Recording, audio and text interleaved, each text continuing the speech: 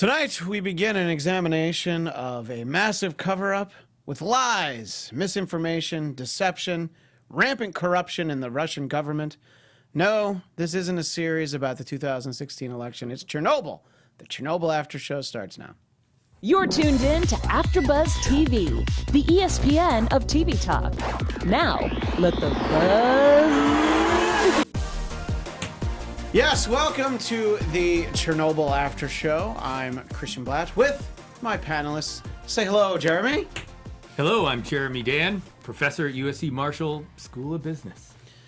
And Julana at the end. Say hello. Hey guys, I'm Julana. Very excited to be talking about something a little bit different today than what I normally talk about here on AfterBuzz. Yeah, a lot of the shows that I do at AfterBuzz are involve Marvel superheroes.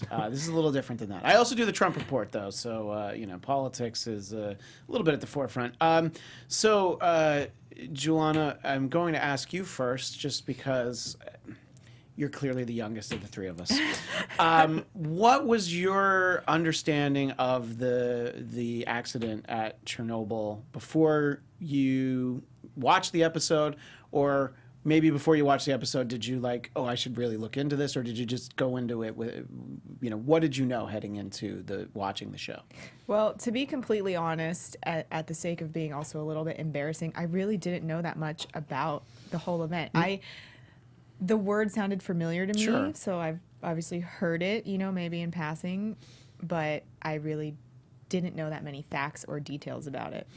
Right, and I think that, people who... So when it happened, I was 10, and I remember it, but... look, we're not really competing with them. HBO has a great podcast about this show that I think everybody should listen to. And they do talk about it. The creator talks about how... For him, just a few months earlier, the explosion of the Challenger was something that he remembered much more. And I remember that moment a lot more because that was an American tragedy. This was something that kind of came out through the news, and little by little, it was, just drips. So I certainly knew about it, that in terms of it was something that was happening.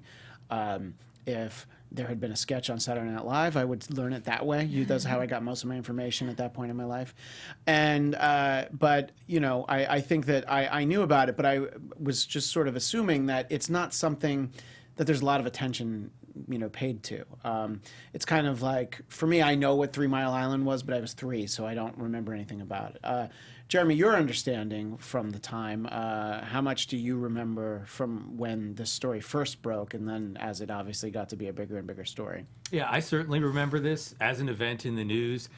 The news wasn't on in the background at all times like it is in our society right now. In my house, the TV was actually not on all that often. Yeah, exactly. Which is crazy to think about. So now we have in the car often, Sirius radio, and Sure. We're listening to news. At home, just news in the background, 24-hour news coverage. We used to have breaking news, and when they meant that, it was really breaking news, and people would call each other and say, you better turn on the news. And this was again, you mentioned it wasn't in America, but it was at the borderline of one of those kinds of things. We'll talk about, 3 Mile Island Sure. and kind of the zeitgeist a little later of what was going on in the culture. But when you hear there's an explosion at a nuclear power plant and possible meltdown and all of these things, that definitely caught a lot of people's attention at the times. And we knew, you didn't know how far that cloud would drift and all that. And definitely people in Europe were much more concerned about that. We'll probably see that play out in the show, but people around the world cared and paid attention to this.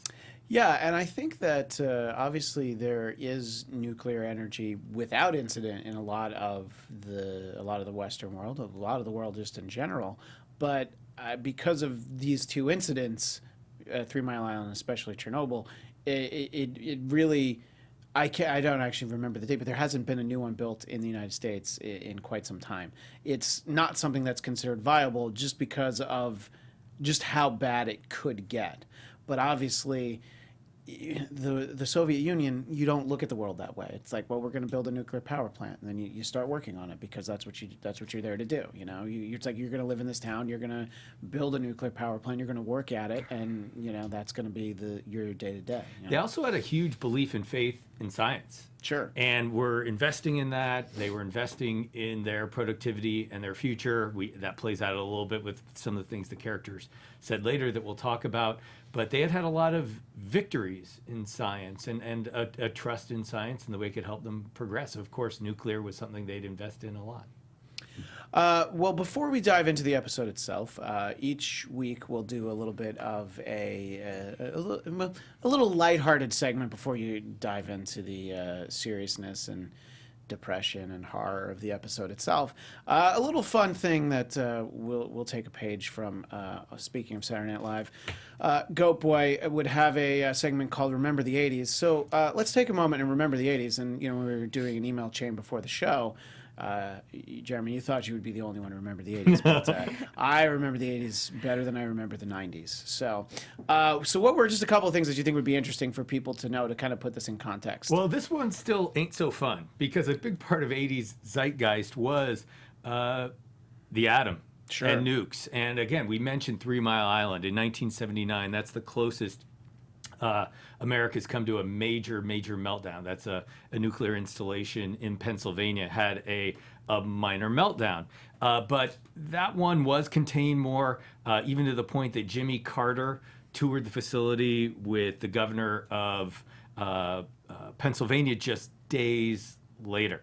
The cleanup started in '79. It was not officially ended until 1993. So just think about that. That was a minor nuclear incident that took all those years to clean up. I mean, there's actually no comparison between the two incidents other than the fact that they were both nuclear plants. But the I was going to say fallout, but I actually didn't mean it like as a pun. But the ramifications were completely different. Yeah. So and nukes were also in our popular culture in a way they just aren't today. So for instance, in 1983, there was a TV movie called Special Bulletin, which was actually a War of the Worlds style news footage kind of show, and it was about domestic nuclear terrorism in Charleston Harbor. A lot of people said that was way ahead of its time.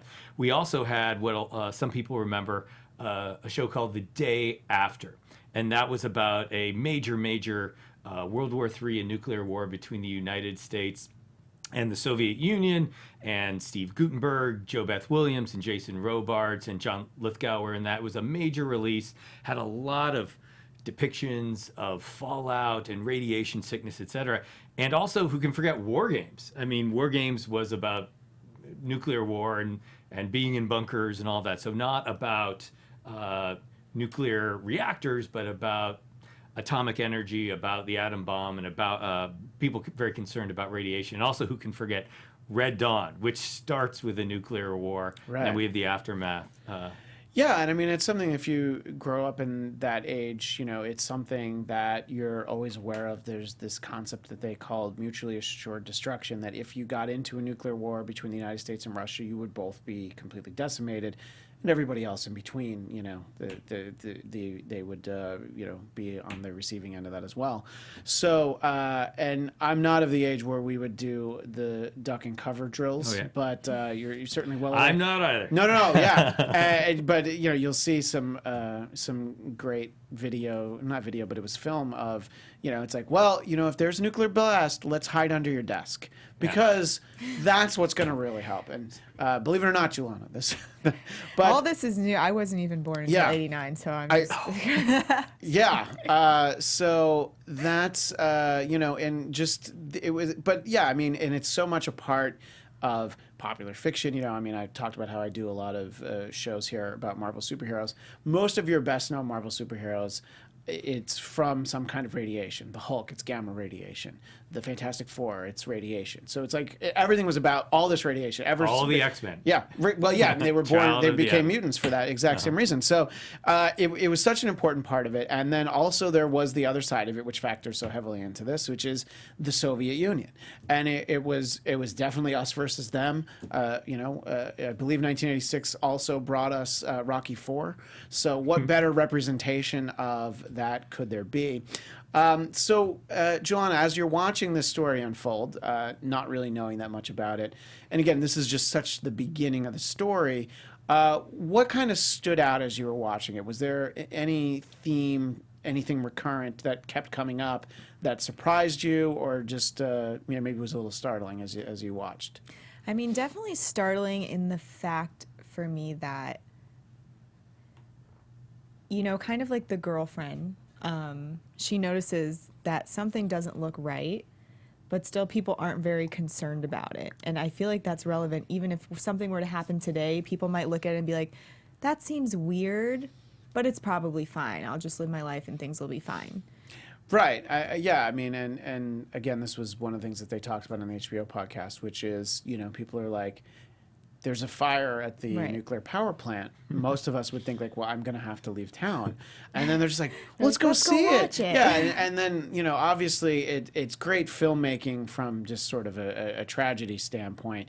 Just you see the kids frolicking, and not even talking about the end of the episode, just at that point when they're all gathered and watching, and the ash is falling and they're like playing in it like it's snow. Yeah. And and it's the girlfriend character you're talking about, and thanks to Jeremy for giving us a very handsome color-coded character name with the actors. That's Ludmila Agnetenko. The Russian names are going to be really hard here, portrayed by Jessie Buckley. Yeah, every indication is she's just you just feel like she's pregnant, and I know she might be the only smart person in this town because she's like, No, don't go over there. I mean, that's nuclear power plant. Let's stay away. Oh, it's just the roof that's on fire. I think that the roof being on fire is still enough to not go towards it. But, what do I know? Well, I would argue her and also the nurse. That nurse that had a feeling, she thought it was weird that nobody had come in from the fire. Full-on doctor. That was, okay. Oh, great. Yeah. Even better. Yeah, well, and she also knew to take a nap. So, but yeah, that's true. She's just like, there's no one coming from the fire. And the doctor who tells the story about like, let me tell you about a busy day where there were 10 kids born, which is a nice touch, setting the stage for what we see at the end of the episode, all the ambulances showing up. And she didn't just have the kind of general malaise about what was going on. She had the specific malaise of, we're about to see some nuclear issues in here, and do we have...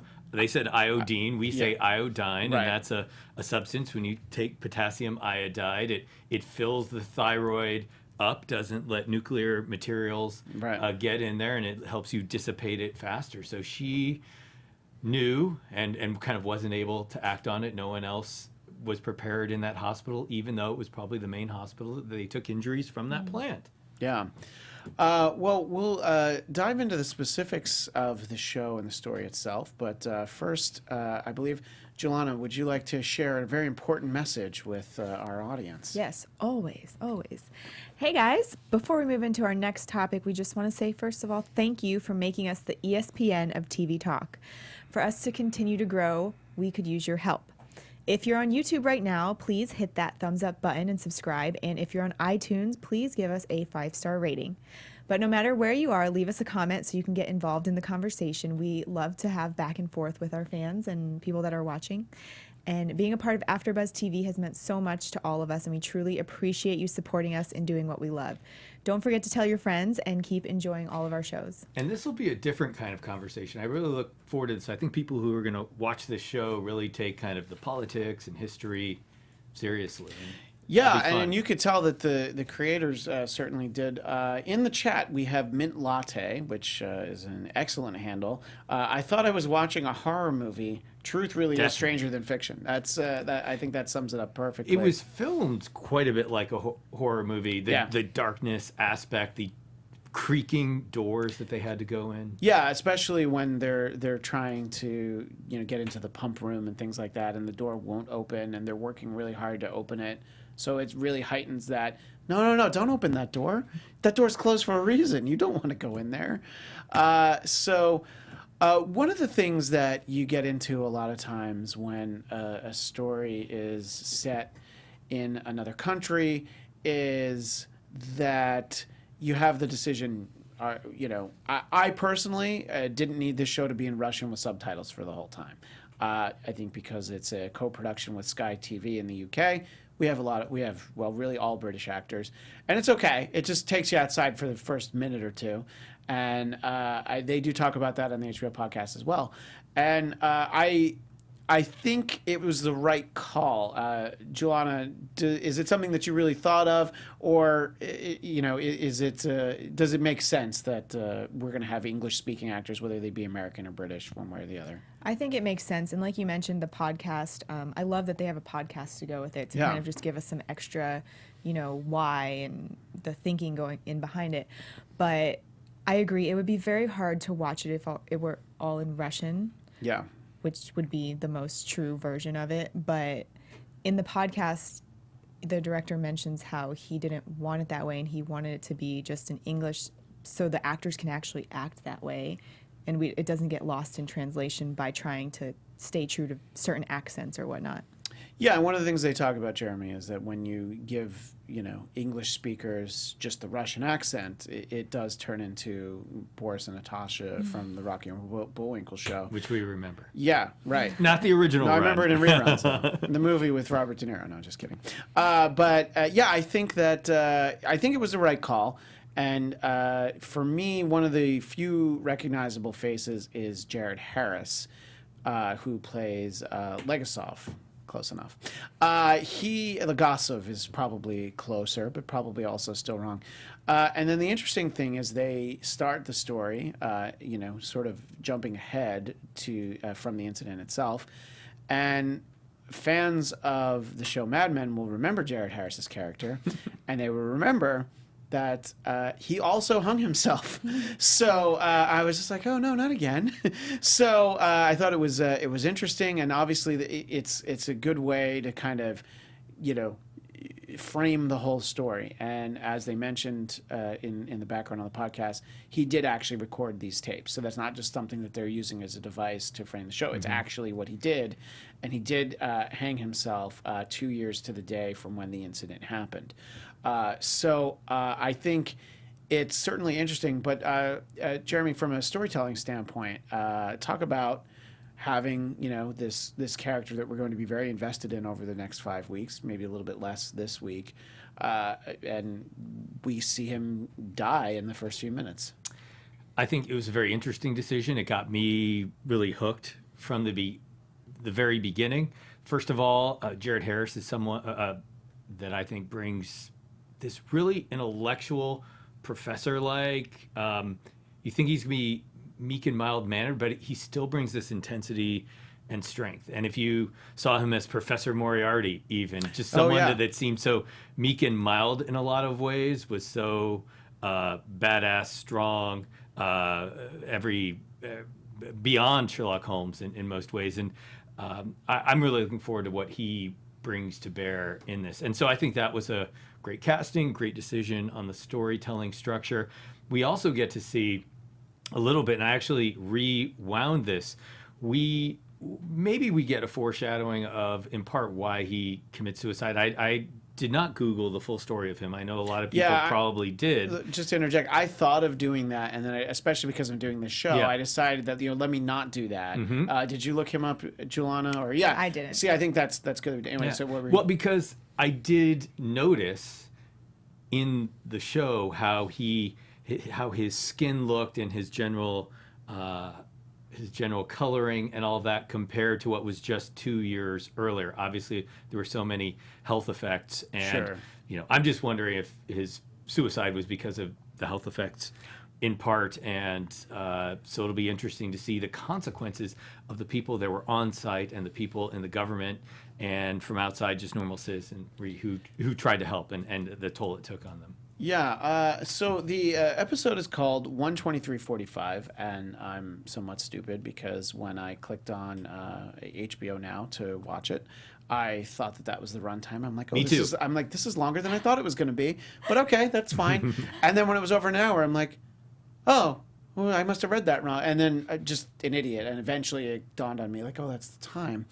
Julana, what did you think about the way in which the accident unfolds on screen, which is silently off in the distance, no one paying attention to it, which in all honesty is the way probably that a lot of these sort of things happen. Right. Well, first of all, I think you weren't the only one that made that mistake, because I also felt the same way. Okay, good. So we're saying that we're all not as bright as we should be.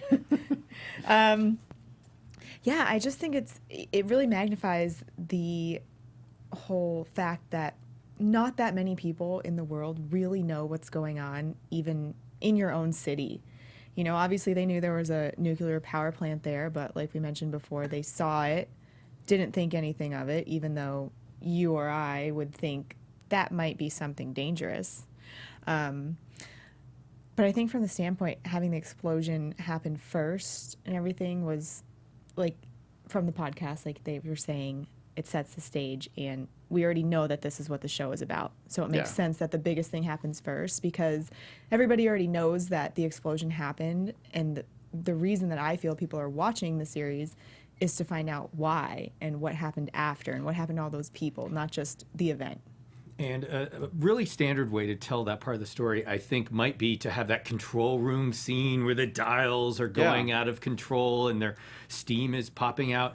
But they have that quick, sudden surprise as well in the control room, and the accident itself very mild-mannered for them. We don't, in that way, we just see the aftermath and them dealing with it. And remember, these people are, I think, hundreds of yards away from the actual incident. They weren't right outside this and weren't feeling the effects immediately, so they have trouble telling what's going on from such a distance. Yeah, a little bit of the information about the actual power plant that I learned from, again, the HBO podcast, is that it would take you about 20 to 30 minutes to walk from one end to the other. So it's actually very long. It's a very large facility. So yeah, you could be in the building and not have any idea what's going on and not really feeling the after effects. I thought that one of the most important characters in the episode was, Dyatlov, played by Paul Ritter, because he's the boss that we first meet. So he's like a lower level boss, but he is the first boss, and he's the one who's just convinced that, no, you're wrong. The core has not exploded. It can't happen. And that is, I think it's twofold. One is it can explode because of what that would mean and just how terrible it would be, but also just because, no, we've been told that that won't happen, you know, and to sort of the explanation for the way people are responding to the fact that, like, oh, let's go look at the fire at the nuclear power plant. It would be the same if it was a hydroelectric plant, you know, some kind of wind farm. You know, it doesn't matter what kind of power it is. It's like, oh, it's just the big thing in town. Let's go watch it burn. You know, wind farms don't fail in that spectacular kind of fashion. Well, no matter what some political figures not say. Yet, not yet. But yeah, no, exactly. But look, if you're driving out to Palm Springs by all those windmills and they're on fire, you're going to probably stop and take some pictures.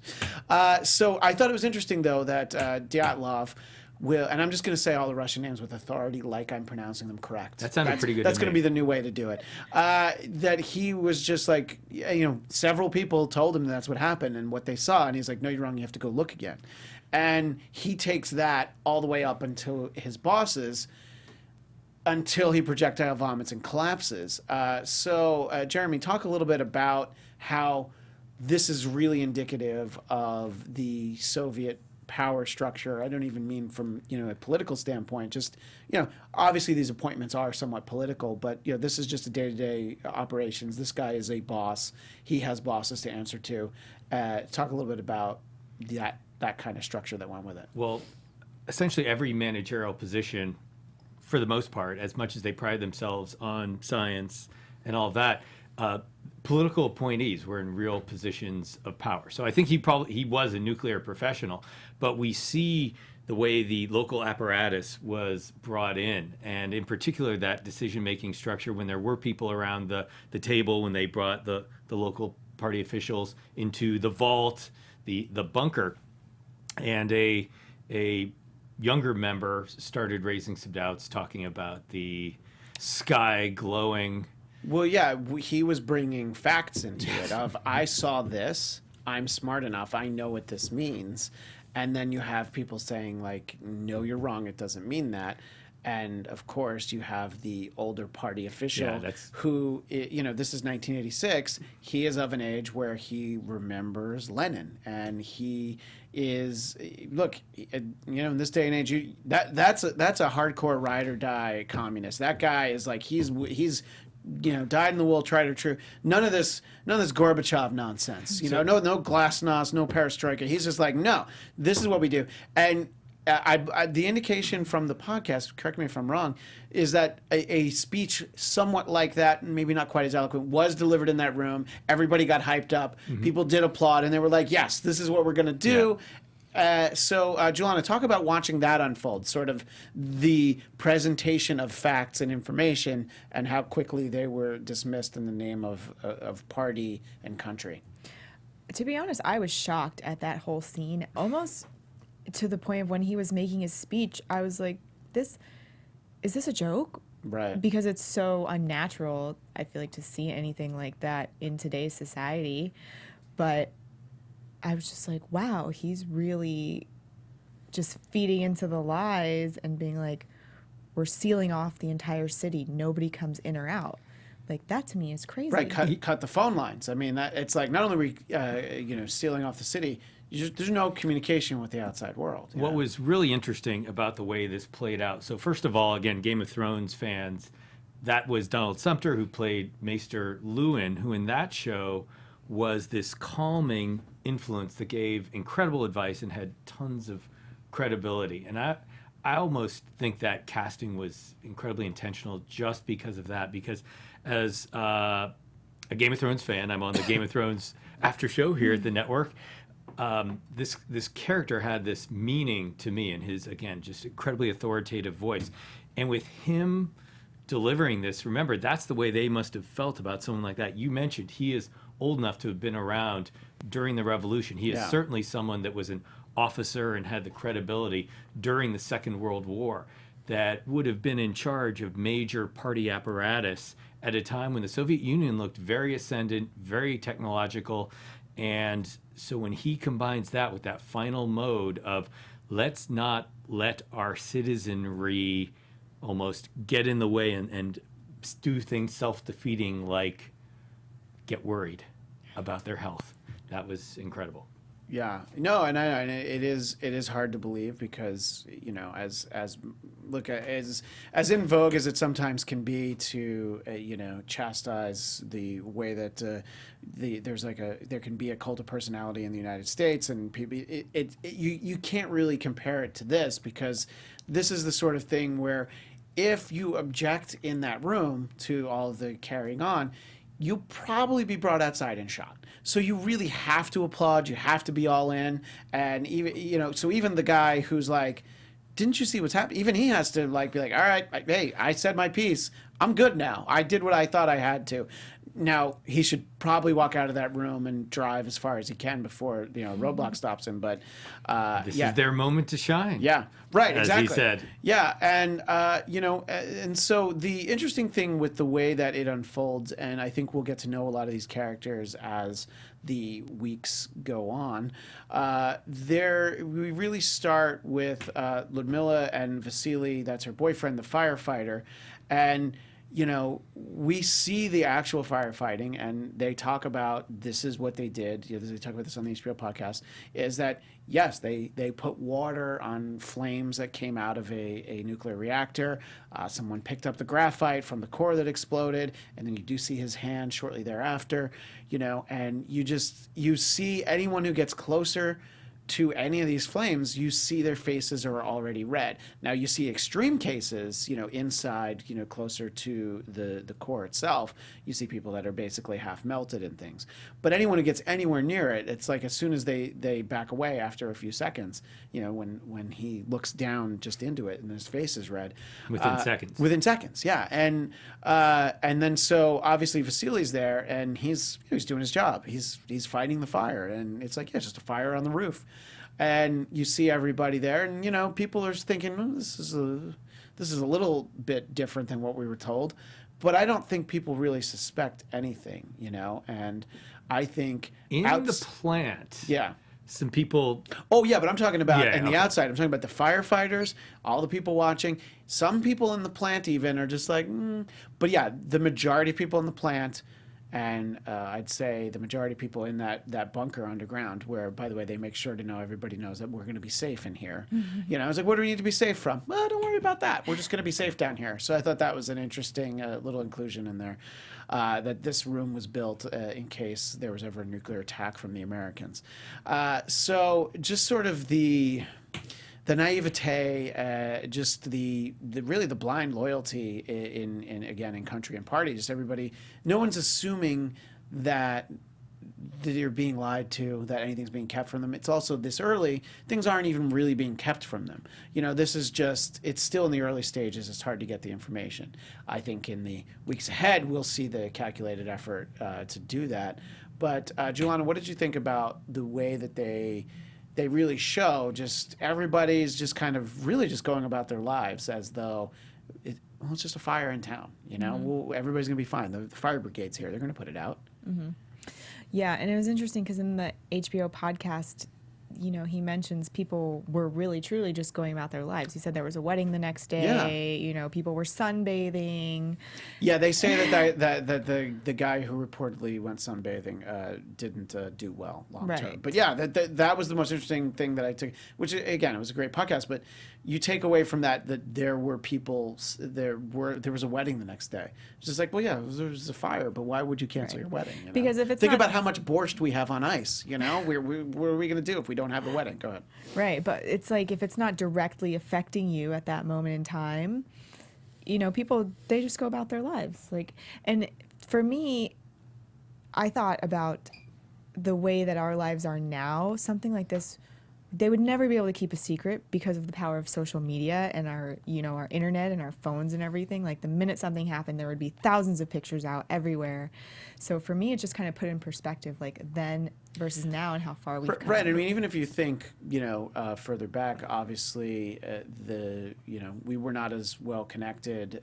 We were very connected, but when 9/11 happened, there were images that were out there. I mean, that unfolded on live television, but actual on the scene images and things were, you know, being circulated pretty quickly. So, you know, and there are, look, a perfect example is China. Something like this happens, they got a switch that they can turn off social media. But in the immediacy, you're still going to have some indication of something wrong happening before they actually get to that. Even in this instance, we would react differently because of things like social media and be armed with more information, but we would also get still some of that disinformation that was out there. Think about, they talk about the dosimeter, and for those that don't know, a dosimeter is a dose meter for radiation going up to, 3.6 Roentgens, Yes. which is, I think, the chest x-ray level, which was wrong because it only went up that high. Right. So it's like, well, it says And- 3.6. That was information that our readings at the plant were 3.6, so that would get out there for a news cycle or for a cycle of social media. Think about the people talking about just drink vodka every hour. What was it? Drink vodka every hour for 4 hours, and that will decontaminate you. So we'd probably have both the information and the disinformation both more easily at our fingertips. Yeah, no, I think that the spin would have been out there right away, and that's sort of one of the interesting things too, is that there are what are the meters called? I was just going to call it meter, but you Dosimeter. The dosimeters. So they had the good ones locked up in a safe, Locked. which is great. It's like, Probably but no one has the key, and the one guy's like, I'll go get it. Probably because it was imported from the West or something like that, was expensive. Right, and then that's another instance where, well, we used it and it didn't seem like it worked. Then we used another one, and then this is again people just not believing. It's like, no, this isn't what happened. And it went from 3 to 200. Yes. So 70 times. Right, exactly. So, I think that this first episode, we're really in the early stages of what's going to happen. I think that we see some really powerful imagery at the end of the episode. First is just the stream of ambulances heading there, you know, as the doctor, the female doctor talks about earlier in the episode that we referenced. It's just like, why is no one coming here from the fire? Well, they're getting here now, and I think we'll see a lot of that next week. But then also just we'd already seen children playing in the snow, but then you see everyone in their uniforms, all the kids heading to school, and we've seen that dark cloud, and then the bird just falls from the sky. I found that to be a really effective last image, something that really stayed with you. What did you think about that, Julana? Yes, definitely a good precursor to the next episode and kind of what's to come.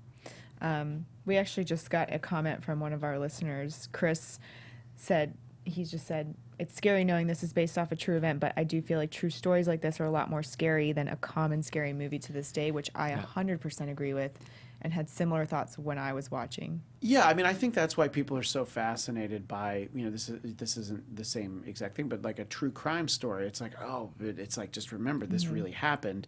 So, in this, it's such a complicated story. There's so many things happening on so many levels. And the fact, as mentioned in the HBO podcast, that before this happened, they had done a test that night. And I think if you put that in a script, I'd be like, no one's going to believe that. You got to take that out. They didn't do a test that night because, then it wouldn't happen. What were you going to say, Jeremy? Well, just relating to the images and the visual and the scariness and how, again, we referenced, they use some of the cues of horror movies. I don't know if you guys thought this, but I thought the times where they looked into the room with the fire going on, and it was a different kind of fire. This is I don't know how much we've done of our physics, but some sort of different, higher energy fire, plasma, and it looked literally like the mouth of a beast. It looked like a monster to me in the couple of times we did see that. Right. It's not like, it's an older movie now, but the movie Backdraft, when you open a door and the flame pours out, it's more of like almost like a flickering. It's a completely different kind of fire, and the people who work there, the ones who see it know, like, okay, I know what this is, but you still have the people who, well, my job is to be down here and manually turning these levers, and it's literally killing them. Yeah. And I think that these are some of the terrible things that we're going to see in the weeks ahead, that people are literally melting on the inside, and then also some of them burning on the outside. They all know they're going into the belly of the beast, metaphorically, and most likely to die. So many. Yeah, and I mean, even the guy that has to go and look down into it, he's like, well, and I'm not going to do that. Well, the bosses make sure that a soldier takes him to do that because, as I alluded to earlier, if you don't do what you're told to do, there's plenty of guns around. There's no shortage of bullets. I know we have to wrap up, but Julana, were there any other of the production notes or anything that you thought was interesting that you took down, either from the show or the podcast, that we wanted to include before we said goodnight? Well, just really quickly, I was looking at some news articles and things about production and what they did with scenes, and I thought it was really interesting. So for that power plant scene where the firefighters are putting the fire out and all that stuff, they used a sound stage that was already built in Lithuania, but to get all of that rubble, they actually paid to demolish a building to put all of that stuff down there so it looked real. And I thought that was really interesting because it's not really something you think about all the time. But yeah, and that's the interesting thing too, is that they filmed in Lithuania and Ukraine, so obviously a lot of the crew is local hires there on the scene. So you have a lot of people who, especially in Ukraine, would remember the Soviet Union, and there's a lot of details. One of the most interesting things I thought was that you didn't have to pay too much attention to things like the firefighter uniforms, because there was one uniform designed for the entire Soviet Union and everyone wore it. So you didn't have to be like, oh, do they wear anything different in this? No, you just had one thing.